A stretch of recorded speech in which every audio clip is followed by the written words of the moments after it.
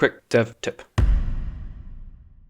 Did you know in Unreal there's a bunch of ways to change the free look camera to an orbit camera? It's simple to do, but it works differently in a bunch of different places. For my first example, I'm going to come up to the character, and you see by default we have this free view. However, if I come up to the top left up here, and I look for follow mode and then orbit route, so now what's going to happen is if I left click and move my mouse, I'm going to rotate nicely around the character. I can use mouse wheel in and mouse wheel out to zoom in and out. The pivot is around the center of the character, but you can use middle mouse button, hold middle mouse button down and move your mouse around to change where that pivot point is. So you can see now the pivot is on the head.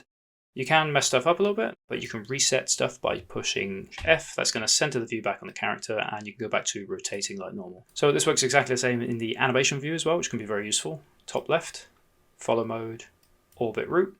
And as you can see, now I can rotate around the character, exactly the same stuff, middle mouse button to move that pivot, F to reset. So static meshes work differently. If we come up to the top left, you'll see that there is no option for orbit up here. However, if we hold left alt and then we left click, you'll see that we're orbiting around. So as you can see, the orbiting here is offset from the actual asset, and that is because we are orbiting around the center of the screen. We can fix this by pushing F again to center in on our asset, and now when we orbit we're going to be centered in on that asset. Same as the character mesh stuff, we can use middle mouse button to raise, lower, shift the pivot, and like I said before, F to reset if things go wrong. We can actually do the same thing in the level as well. So if I pick a cube and I push F to center in on it and zoom out a touch, I can hold left alt and I can left click to rotate around that asset.